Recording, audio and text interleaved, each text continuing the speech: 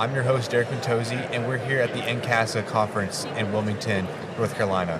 We're here with our special guests, Tanika and Tony. They are the principals at the Wake County Public Schools, all right? So what brings you guys here to this conference? Well, we were invited here by our cohort through North Carolina Central University. We are currently principal fellows through CCP3, and we are coming here just to get some knowledge and some good takeaways before we start on our leadership journeys. Amazing. Yeah. So I know the conference just started, but have you learned anything new today so far? Yeah, I think this morning Secretary Green gave a great kickoff message. Secretary Cordon, he gave a very impactful and enlightening message for as aspiring school leaders. I think he gave us that fire. Yeah. He lit that fire for us that can get us in the mood for that learning and engagement for those future sessions that we're going to do this afternoon. Absolutely. And what are some materials you guys like to use in your school classrooms? For education. I'm coming from elementary background more so. Yeah. I was a second grade teacher for about 7 years.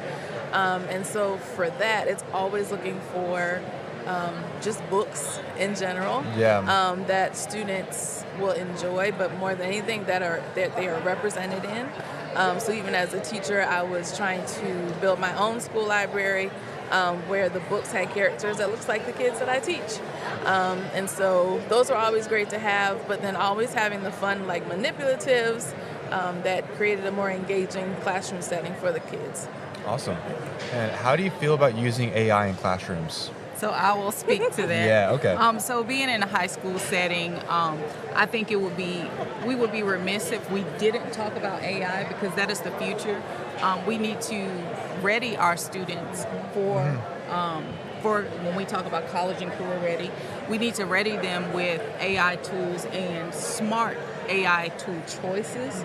And the correct way to use them because they can definitely be an asset, a thought partner in the work that they're going to do. So I think that we have to, in high school, kind of instill those structures for them to be able to use them in the most positive way. Yeah, absolutely. And tell me a little bit about how you guys got into the position you are in right now.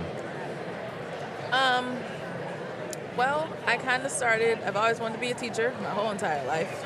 So I went, got my education degree, then came out, started teaching, started in middle school, then moved to elementary, then moved into a leadership position from there, and then got an email one day from the district about CCP3 and its upcoming cohort with Central.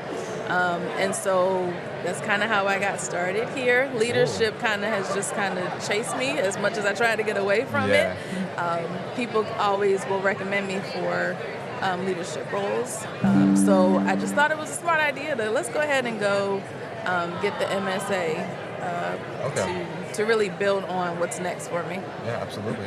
And anything for you? Yeah, so mine is total opposite of Tony's. I'm a 20-year Air Force veteran, so I did 20 years in the Air Force, and then in retirement life, I said, what is next for me? And so I wanted to give back to our students. I had a great 20-year Air Force career, traveling the world, seeing a lot of things, being exposed to different cultures, especially from the educational side. Yeah. And so I was able to start in education a little bit later in age, but not in experience and what teachers bring to the table. So I spent time in the classroom as a JROTC instructor, and then I knew that I wanted to impact the greater school population. So came out, started searching for what's next and how to get to school leadership. And here I am, finishing up. We're graduating in May, the Central Carolina program, but also our MSAs at North Carolina Central.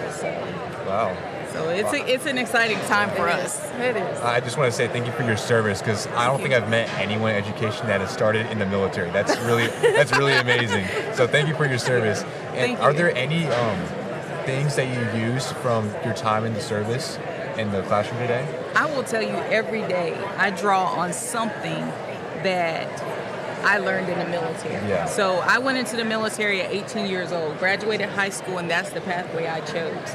And so the military raised me in a high impact environment, right?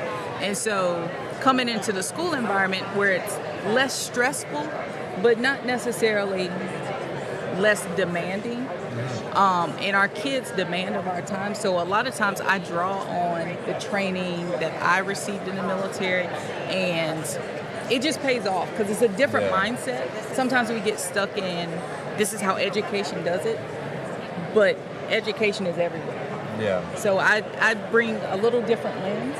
So it's fun to be able to do that, in my counterparts in schools. They're like, never thought about it. Oh yeah, I think everyone needs a little bit of that. So that's amazing. Do you guys have any last words for the NCASA community?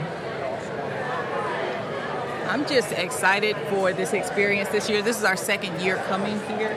So I'm excited for those breakout sessions and what we're going to learn going forward. Absolutely.